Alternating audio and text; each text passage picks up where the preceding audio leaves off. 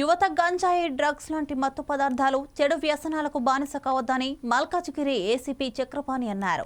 నాచారంలో Johnson grammar స్కూల్లో విద్యార్థులకు నాచారం పోలీసులు సైబర్ క్రైమ్, నార్కోటిక్స్ సంయుక్తంగా సైబర్ నేరాలు, గంజాయి, ఇతర మత్తు పదార్థాలపై అవగాహన కార్యక్రమం నిర్వహించారు. విద్యార్థి దశలో చెడు వ్యసనాలకు లోను కాకుండా ఏకాగ్రతతో విద్య అభ్యసించి తల్లిదండ్రులకు మంచి పేరు తీసుకురావాలన్నారు. అపరిచిత వ్యక్తులు సైబర్ నేరాల పట్ల అప్రమత్తంగా ఉండాలన్నారు. షీ టీమ్స్ ప్రాముఖ్యత, నిర్వహించే విధులు, పోక్సో చట్టాలు, social media, cyber security, dial 100 ప్రాముఖ్యతపై వివరించారు. విద్యార్థి దశ చాలా కీలకమని, ప్రతి ఒక్కరూ బాధ్యతాయుతంగా ప్రవర్తించి క్రమశిక్షణతో ముందుకు వెళ్లాలని సూచించారు. ఎవరైనా వేధించినా, రోడ్డుపై వెళ్లేటప్పుడు అవహేళనగా మాట్లాడినా, ఉద్దేశపూర్వకంగా వెంబడించినా వెంటనే డయల్ 100కు కాల్ చేసి సమాచారం అందించాలని, సమాచారం ఇచ్చిన వారి పేర్లు గోప్యంగా ఉంచుతామన్నారు. విద్యార్థుల తల్లిదండ్రులు వారి బాగోగులతో పాటు సరైన మార్గంలో వెళ్తున్నారో లేదో చూడాలని సూచించారు.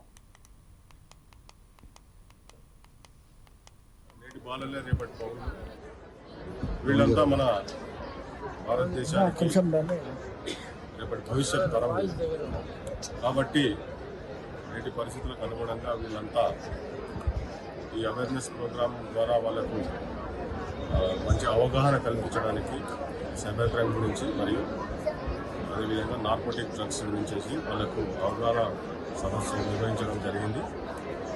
మేనేజ్మెంట్ వారి సహకారంతో ఈ అవగాహన సదస్సులో ఏ విధంగానైతే సైబర్ క్రైమ్స్ నేడు ఏ విధంగా అయితే డే టు డేలో సైబర్ క్రైమ్ జరుగుతూ ఉందో అదేవిధంగా యువత అంతా మత్తుకు బానిసై ఏ విధంగా వాళ్ళ జీవితాలను నాశనం చేసుకుంటున్నారో వాటికి దూరంగా ఉండాలని, తర్వాత సైబర్ క్రైమ్ ద్వారా ఏ విధంగా మోసాలు జరుగుతూ ఉన్నాయో వాటికి కూడా అవగాహన కల్పించడం జరిగింది.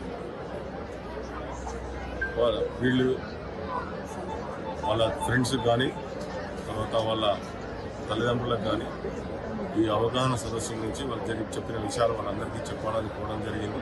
ఎందుకంటే సొసైటీలో అందరికీ తెలిస్తే పిల్లల ద్వారా బాగుంటుందని చెప్పేసి మేము చూడడం జరిగింది.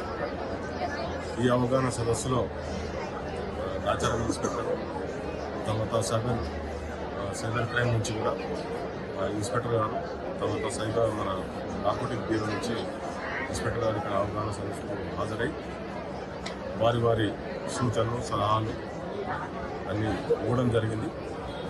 విద్యార్థులు కూడా యాక్టివ్గా పార్టిసిపేట్ చేశారు. తర్వాత వీళ్ళంతా భవిష్యత్ తరాలకు మంచిగా ఎదగాలని మేమంతా కోరుకుంటూ వాళ్ళకు గుడ్ లక్ చెప్పడం జరిగింది. నేటి బాలలే రేపటి పౌరులు.